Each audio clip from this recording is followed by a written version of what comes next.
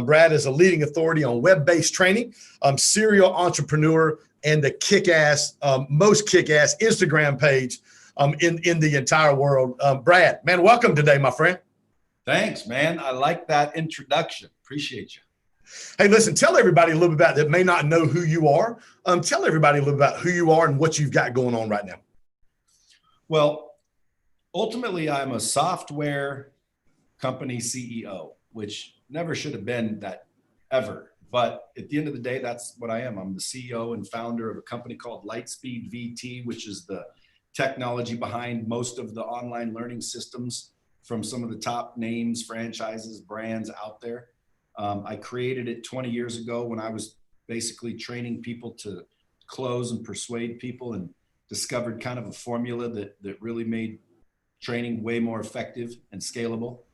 So that's who I am. You know, on Instagram, I'm the real Brad Lea, which is ultimately me being filmed every day around my office, building this hopefully eventually multi-billion-dollar company, and just kind of dropping knowledge for people. So I got my podcast. I'm a podcaster, I guess. CEO, you know, I got 6 kids, you know, family man. Come on. I dropped out of high school. I never should have been successful to begin with, according to statistics. But as we know, statistics, 72% are made up on the spot. So they don't really matter. 72%. Hey man, honored that you're here today. Number one, I did not realize you had 6 kids. I have 4. So you've actually got, that's actually 4. That looked like 5, but that's actually 4. So you've actually got me beat. Hey, talk to me 3 things that we like to talk about are mindset, strategy, and multiplication. Again, dude, I love your Instagram page. You and Uncle G keep me rolling pretty much all the time. I am a Grant Cardone licensee. Grant's one of my friends and mentors. So let's talk about mindset a little bit, Brad. I know you talk about that a lot on your podcast. You talk about that a lot on your Instagram page. Talk to me about how important mindset is and how important it was for you to be able to grow your company and scale your company the way that you've done that.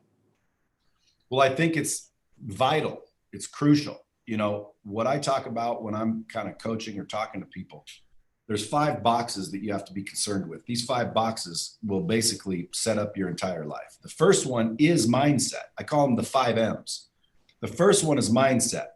Basically, what do you believe? Because if you don't have that box correct, the rest of it becomes very difficult, if not, you know, impossible. Okay. So mindset is that crucial. You have to understand that. Get your belief system correct. Get the right information, or as old Uncle G likes to say, you need the right data. Okay. So the mindset is so crucial that it's the beginning foundation of it all. Then the next one is MAP with an M, which basically means, what is it you want? You know, specifically, what do you want? Most people go out looking to build success and they don't even know what it looks like. Imagine if I'm in a room and you're coming to find me. Wouldn't it be intelligent to figure out what I look like before you go searching around a room for someone you don't even know who they look like or what they look like? So that's the map box. It basically allows you to map out what you think success looks like. Not what everybody else says it should be. What do you think it should be? It's good. Because in order to get what you want, you're going to have to do the third M, which is your motion. The motions that you make every day, your daily habits. What are your daily habits? Are they taking you towards your map or off your map? It's so simple. People want to make it rocket science. You map out where exactly you think you want to be in success is, and then your daily habits, your daily motions are what determine if you're going towards them or not. And if you're not, you need to correct your mindset, because why are you sabotaging yourself? Why are you not able to do these? Is it because you don't love yourself? Is it because you don't think you deserve better? You don't deserve love and respect and more money and nicer things in life? It could be subconscious where you're not even aware of it, but you don't even like yourself. Well, guess what? That's back at the mindset box. You got to understand, what do you believe? Even if you don't know you believe it, you may believe something that's holding you back. A lot of people are looking to learn things. You need to unlearn things. We've been told lies our whole life. Trust me, you know? So at the end of the day, the third M is motions. And keep in mind, your emotions dictate your motions. So what are your daily habits? The fourth is measurement. That's the fourth M, man. How are you measuring everything? You got to have optics. You got to have analytics. You got to have the data. Okay. You need to know, are you moving forward? Are you moving backward? Are you staying the same? People aren't measuring themselves, which means there's no accountability. It's just a big blurry, foggy, path. Well, dude, get clarity and figure out how you're measuring these things. That's your measurement box. And then the fifth one is your money. Okay. What are you doing with it? If your goal in life is to be wealthy, successful, et cetera, based on your combination of things, what are you doing with that extra money? Because, dude, obviously your first goal is to get some discretionary income. Well, once you get it, what are you doing with it? Are you blowing it like I did? Are you running around looking rich instead of being rich? Are you investing in real estate? Are you investing in stocks? What are you doing with your money? Because if you're like me, you know what you're doing with it? You're driving shit you shouldn't drive. You're living where you shouldn't live. You're blowing all of your wealth and you don't even know it. So you have to get that money box right so you can invest some of it wisely to maximize, or I should say, to accelerate your journey. Because I know people that made unbelievable amounts of money for years and now they're broke. You know why?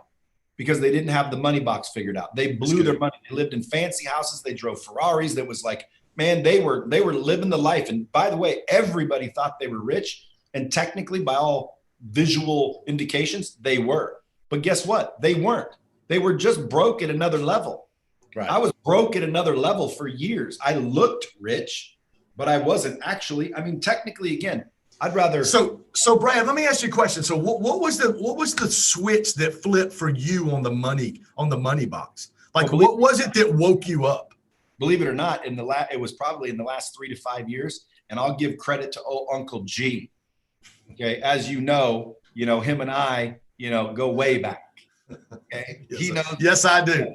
He knows that I know it. In other words, you're a licensee for Cardone, so if you got to hang out with him at all and whatnot, then old G. But at the end of the day, man, when I really got to know him, I just I discovered things pretty easily, and I'm thinking, okay, this dude, I know what he did. I know what he did. Okay, what he did was he took all the extra money he's been making for 40 years and stuck it away in real estate, cash flow real estate, and did well. He's made more on real estate than he has in business, and him and I, have generated millions per month together. So at the end of the day, real estate, that's because he took all his spare money and he put it away. He didn't blow it. Now he walks around with all these stupid things like jets and $1 million watches. Well, guess what, dude? That's all from passive income. Grant didn't do that before. Grant did exactly what I should have been doing. You see, so which is why you see him coming on all the time talking about, don't be a young entrepreneur and drive around in Lambos and stuff like that. It's just stupid. Well, again, me and him don't always agree with things, but that is why he's saying that now. And that's what he means too. He's not saying never get a Lambo. Right. He's saying if you don't have the money to get 5 Lambos, you shouldn't be driving 1 Lambo. Exactly right. 2 things out of that, Brad, that I think are fascinating. Is a lot of people, when they get stuck, they don't know the way out. You said 2 things right there. Number one, you talked about when you did get around Grant, you saw what he was doing. So proximity, number one, which has been huge in my life. Being around, I was with him and Jared and them at their mastermind 3 weeks ago, caused me to actually take another humongous risk in my business and in my coaching business on the Growth Stack Drive brand. And the second thing you said was this. You said, I discovered things pretty easily being around him, which means you were self-aware. Like when you got around him, it just wasn't enough because some people get around people like you, or they get around Grant, or they get around Coach Michael Bird or Tim Story or Anthony. We get around guys like that. But then when we get around them, that's enough. But you took that to the next level and you discerned and you went, oh, there's something I can learn right here. Why don't people catch stuff like that? Well, ego, maybe, I don't know. If you can't learn anything from Grant Cardone, well then shit, dude, maybe I need to hang around you. But Grant, has learned a lot the hard way, and he's done well for himself. So if you can't, I learned from kids, man. I learned from employees here. I learned from customers. I'm a sponge. I like to develop new information because, again, I don't like to keep, people make it so complicated. Listen, right. you want to change what you're getting, you got to change what you're doing. If you want to change what you're doing, you got to change what you believe, because the reason you do what you do and choose how you choose and decide how you decide, it's basically your beliefs. That's that first box. What are your beliefs? Mindset. Your beliefs drive your actions, and your actions drive your results. So if you don't want the results you're getting, change the actions. If you want to change the actions, you got to change the belief. And the only way to change a belief, folks, is to get new information. Like if I want to change my mind, dude, I got to get new information. I might have thought, oh man, this dude freaking, he's a jerk. This guy, dude, thinks he's so cool because he's a Cardone licensee. What an idiot. And then all of a sudden it's like, oh man, I did a podcast with this guy. This guy's sincerely trying to help people. This is a good dude. Why did I change my mind? Right. Why did I change my belief? Because you got around. I got new information. Yeah. So every day I wake up and seek new information. So from Grant, obviously there's a wealth of information there. Tony Robbins, I get to hang out with sometimes. Zig Ziglar, I got to hang out with, Damon John, the list goes on. I suck information from every orifice of the earth. Like it's almost like eating a pomegranate with those little seeds. Yeah. Dude, I'll get every damn one of them. So proximity, Brad, how obviously that's been huge.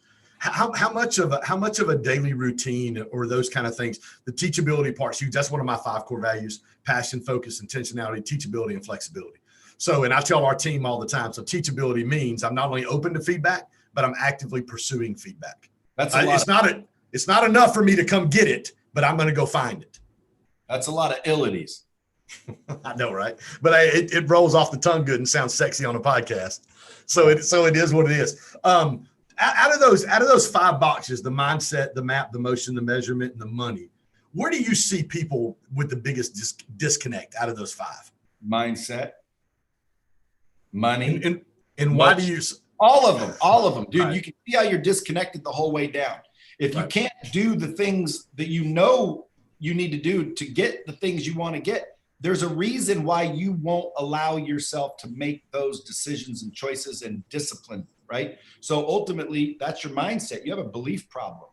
Maybe it's a subconscious problem because you don't like yourself. So what I've done over the years, I developed what's called the Sacred 6, which is ultimately just like if you pissed off a friend and you screwed up a relationship you want to repair, like you have with yourself over time by constantly letting you down. You're letting yourself down, procrastinating, eating the wrong foods, getting drunk, saying the shit you shouldn't have said.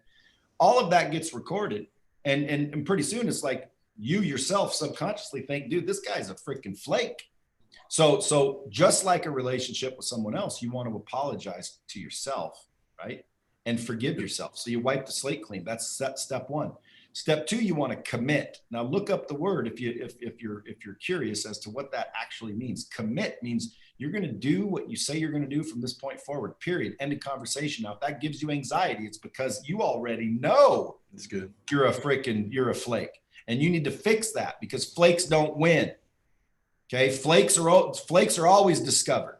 Okay, so you got to fix being a flake to yourself. What does that mean? That means I'm going to say that I'm going to do everything I say I'm going to do from now on, and damn it, I'm going to do it. That's committing. You have to commit. It's good. And by the way, if you feel anxious, just remember, you get to make the decisions on what you agree to. So just don't agree to so much.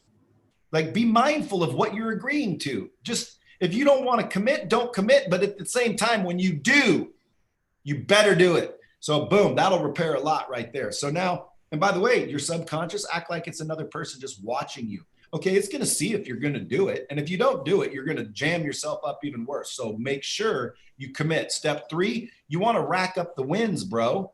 Yes. You want to rack up the wins. You want to record. You want to drop that data into your head. I'm a winner. I'm a winner. I'm a winner. Now, let me ask you a simple question. If I shoot for $1 million and make 600,000, is that a win or a loss? That's a win, man. That's a loss, bro. Yeah. I shoot for $1 million and I make 600,000. That is a loss, my friend.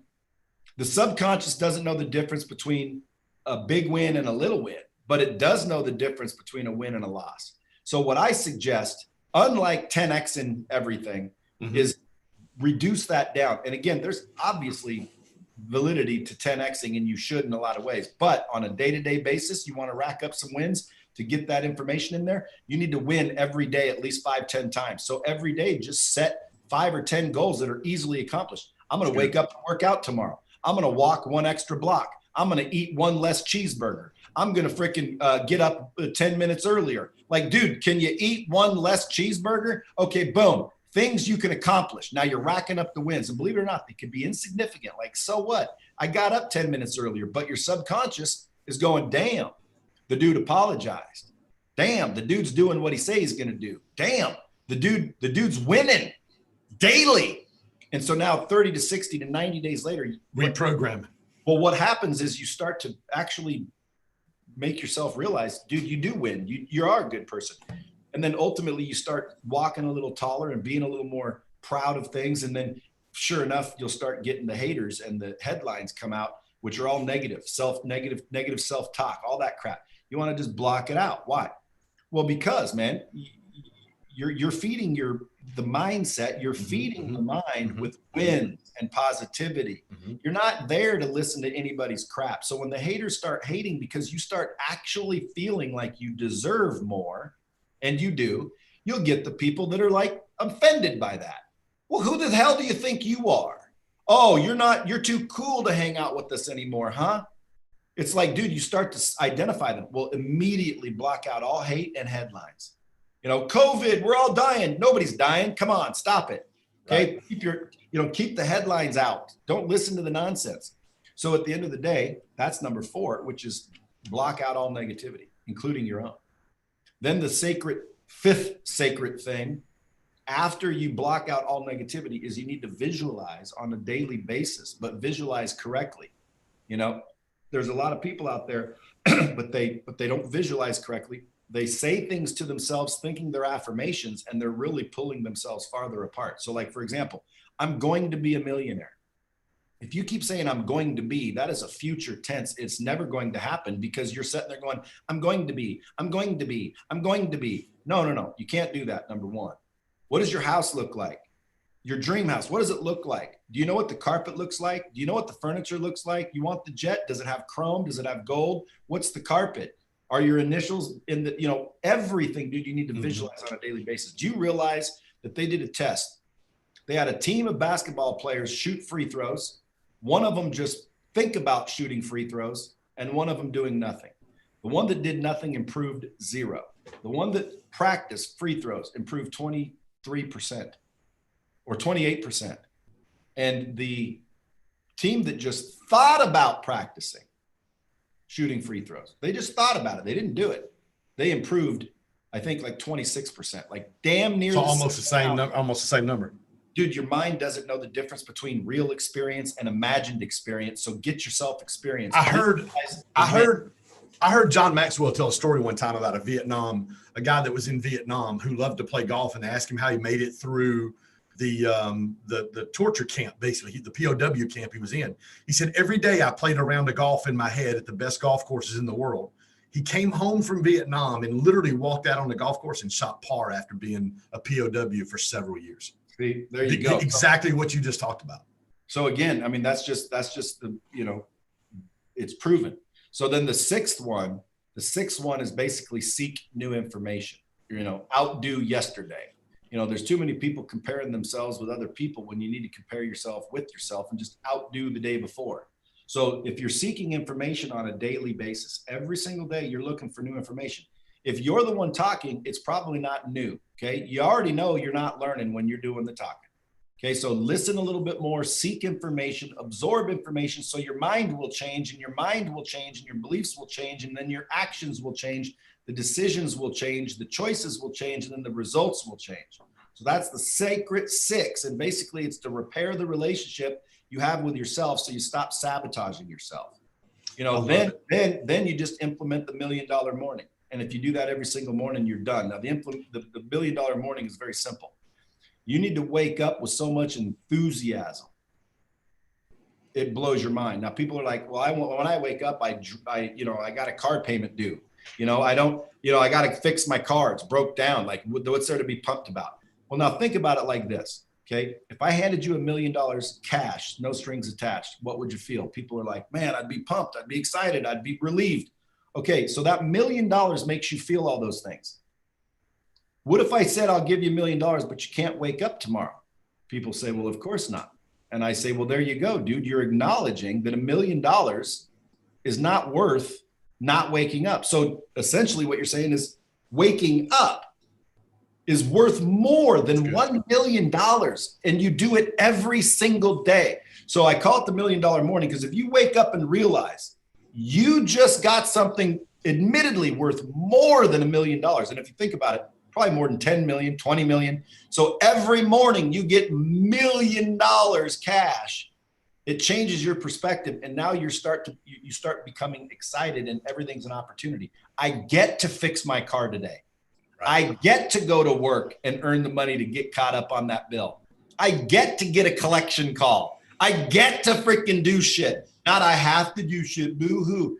So wake up every morning with the gratitude that you should have, because gratitude's powerful. Yep. Okay.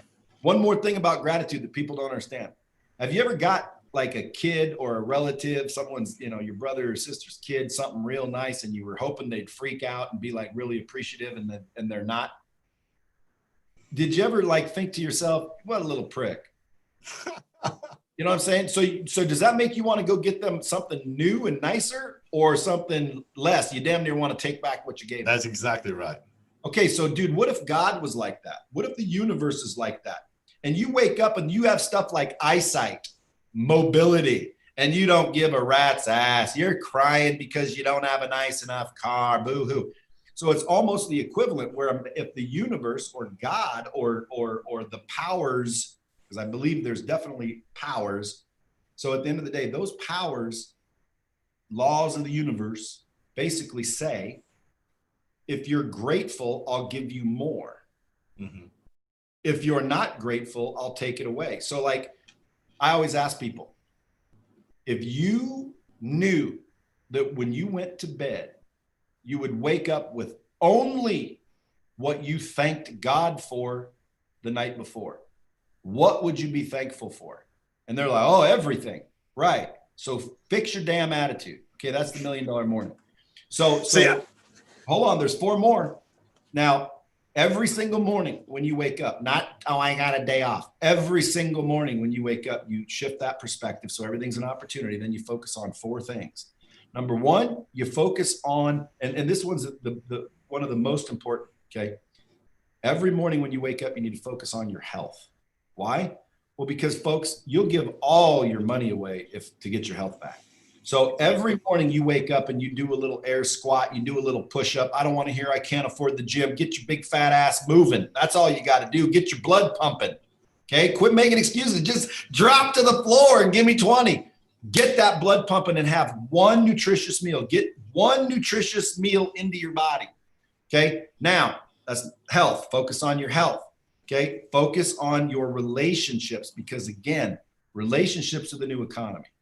Relationships are the new currency. If you value money over relationships, soon you'll have neither. No relationships. So at the end of the day, dude, build those relationships. I'm a multimillionaire because I know Grant. I'm a multimillionaire because I know Tony. I know Jason, who built the damn company with me. I know everyone we do business with. I built relationships. That's the new deal. So focus on your relationships by doing something very simple. Pick 5 people you want to build a relationship with and send them just a positive email, video, message. I love you. I miss you. I appreciate you. I'm thankful for you, whatever. Every single day, pick 5 relationships you want to improve upon. Because if you focus on relationships, they grow. And if you ignore them, they go away. So do you want success in life? Do you want more? Okay, the more hands you shake, the more money you make. Build more relationships. Focus on relationships every morning.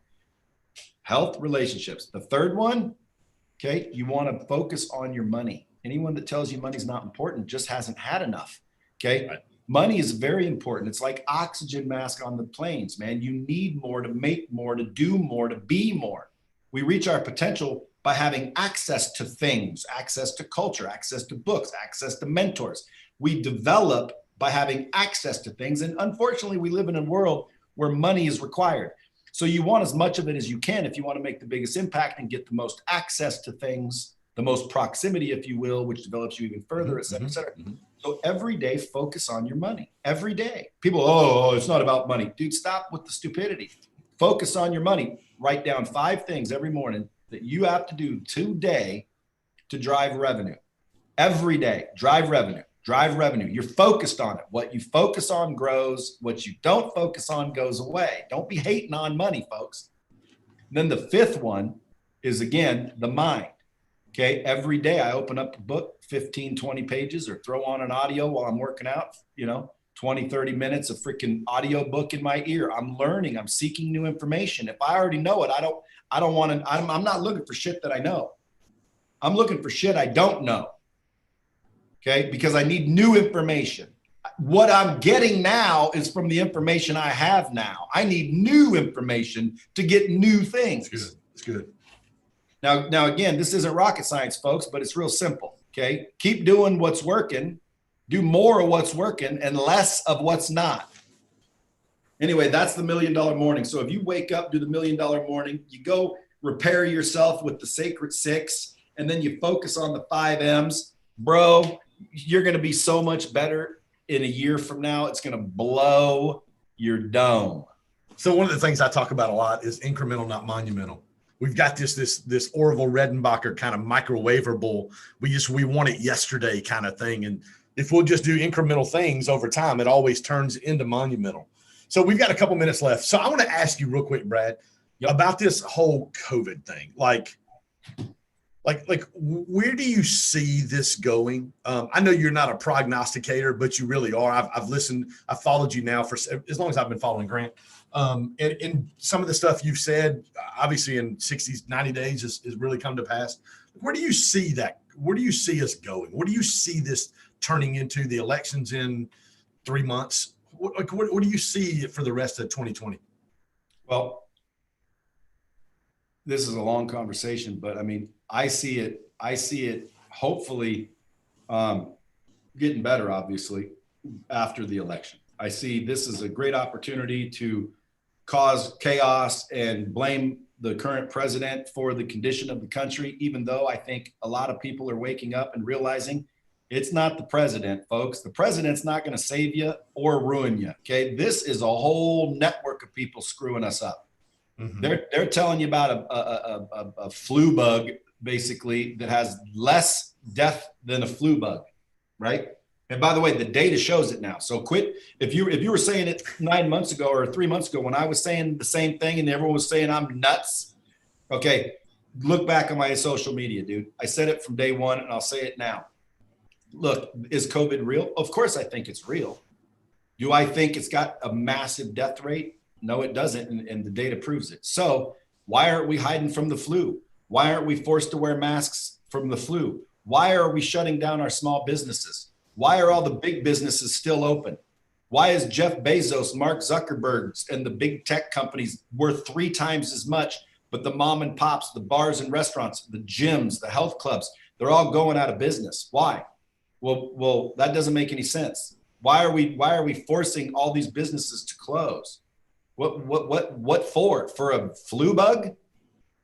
Okay, the coronavirus, the COVID-19 that doesn't kill many people. And they're like, well, yeah, it does. Dude, if it kills anyone, it's 75 or 80-year-old people. And again, I'm getting old, so I'm getting in that range. Trust me, folks, we're going to die anyway. Okay? We're going to ruin the whole world to save some people's lives so they can live another 2 or 3 years. I think that's wonderful. That's touching. But nobody's doing that. That's not what they're doing, folks. Right. Okay, what they're doing is they're taking advantage of a good crisis, is what I believe. I believe that, hey, this is one fell swoop. Now, if you start to get into the right wing and the conspiracy, they call it, right, you might think they needed a distraction to crash the global economy so they can reset the global economy and start coming out with, Bitcoin and digital currencies and things of that nature. That's a good thing. But when you think about this, you got the Bezos, richest man in the world. He made $13 billion in one day. Yeah, but again, you got Bezos, okay, Zuckerberg, Gates, people that own the social media. They own the networks. So they own TV, movies, and social media, which means nobody can communicate without them. and they don't like Trump. They're banning all kinds of information. Right now, Twitter just got rid of Q's posts, which all they're saying is, here's my speculation. Why are they getting rid of those? But they're not getting rid of, all the nonsense about child trafficking. Right. Or better yet, how come with the proof that there's child trafficking, nobody's saying anything about it? Where's the celebrities on this? Where's all the news going, oh my God, we miss 500,000 children a year in the United States? Where are 500,000 kids going every single month? 6 million kids disappear and are never found in the United States. 6 million a year. Or no, I'm sorry, not a year. Let me correct that. I'll get quoted wrong. 500,000 a year go missing. Dude, what's going on? Where do 500,000 kids go? Dude, they're being abducted. They're being trafficked. There is human trafficking. There is child trafficking. They're stolen. That's what they are. They're stolen. Mm-hmm. So at the end of the day, man, where's all the information on that? So now I start to think, damn, am I getting too conspiratorial here? Like, is Oprah Winfrey and Tom Hanks really devil worshipers stealing babies in underground tunnels? I don't know, but here's what I do know. It's not going to matter, folks, because if all that's true, we're all screwed, okay? So focus on today. Live right now, okay? Is anybody stealing your child right now? No. So help the children that are being stolen. Speak up and stand up for something, and frickin' focus on the ball, which is right in front of you. Quit worrying about the headlines. Quit worrying about what's going to happen in the future. That's my advice. Who cares? It's not going to, you can't change it. You personally are not going to determine the president. Okay. Right. You think your vote matters? Folks, your vote doesn't matter. There's electoral college. The electorates get to call the shot. Okay. You've empowered them to vote for the president. There's 500 and let's say 85 people that get to vote for the president. The rest of you, you just have the illusion of choice and power. You don't have any power. So if Trump wins again, okay, I think what's going to happen if Trump wins again is that all of these Democratic, nonsensical, left-wing, destroy America, mad at America. Like, how do you live in America and be pissed off at it? Right. Because they've never been anywhere else. That's why. Yeah, but I don't understand how you're sitting there crying and bitching and moaning about all these people's civil rights when guess what? Dude, that was the past. We're not all rioting. We're not all hating each other. The mainstream media, dude, is focused on the people that are acting like the whole world's that way. Dude, do you realize there's more people not rioting than rioting? Do you know there's more people not fighting? Black, white, men, women, gay, straight, Muslim, Christian. You know that there's more of those not fighting than fighting, but they want to show you all the fighting. They want to separate. They want to keep us apart because we come together as a group of people. Well, we dictate the government, but right now the government is dictating to us because we're fragmented. We're arguing. We argue. We're not together on anything. Well, what do you think's happening, man? They're doing this on purpose. Oh, your conspiracy, Brad. Who's they? Who's they? Governors that are acting like they're tyrannical rulers of the land. Right. Like, they're deciding that this business cannot be opened with no empirical data saying that business is doing anything wrong. They're shutting down gyms and health clubs where you get fit and mindset. Yeah, so they're shutting that down, but you can go get a bottle of booze at a liquor store. Right. You can still go to Home Depot. God forbid you don't finish that room edition, right? Because that's essential. You got to have hammers and nails and shit. And if you walk in with a mask, then you get to take it off because the coronavirus knows if you're eating, it's not so rude to infect you while you're eating, just while you're walking in the door. And then again, it's like, all of the stupidity that surrounds this tells me it isn't what they're saying it is. There's an agenda from somebody. Who do I think personally? I think it's the global elite that run everything. And they're literally trying to get everybody in their little box. Now, if it gets real scary, because again, if you look into that crazy crap, they think only 500 million people should be on this planet. And, everybody knows that if you sell 7 billion COVID vaccines, dude, you're rich. Well, if you implant into those vaccines any kind of transmitters to and fro, any kind of nanotechnology that literally bonds to your DNA and actually changes your DNA, if they were to do that, and again, I'm not saying that this is the case. I'm saying I've heard stupidity. Right. I've heard the Q. If you guys haven't heard of Q, go check out QAnon. Like, go through the whole story and you'll see what they're saying. I'm not saying I believe it all. A lot of it's far-fetched. But when you factor in all of the data that's coming at me, or when I do, I say there's going to be some truth to some of it. Like child trafficking, I bet you there's some high-level people involved in that shit, and they're about to go down, and it's about to get ugly. I'm hoping anyway, because if they successfully cover it up and it's just, swept under the rug, well, then that means, folks, we're in the clutch of some evil son of a bitches, and it ain't going to matter. So just focus on today. Be happy. Love your kids. Love your wife. Love your husband. Like, win, brother. Don't worry about the stupidity. However, if there's any truth to it this way, then the white hats are going to come and, we're going to get rid of all the evil in the world, and we're going to come into a tax-free society. Woo! And everybody's happy. So look, I'm going to be happy one way or the other. I love it, dude. Let me ask you one more question before we get off today, Brad. So why don't people seek out new information? Why don't people, or why don't they seek new information, and why do they just buy into what they're told? Old beliefs, old belief systems. This guy's full of shit. Hard work's the answer. Hard work ain't the answer, folks. Okay. I worked hard one time, and I realized quick that I didn't like it. And if I was still working hard, I probably wouldn't have any money. If you think about it, dude, the hardest workers, and let me define hard, because again, working 12 hours at your law firm, I don't think that's hard. Okay. That's time. Working hard to me is you come home with blisters, man. You've been swinging an axe. You've been shoveling. Your ass is sore. Like, you work hard. Yeah.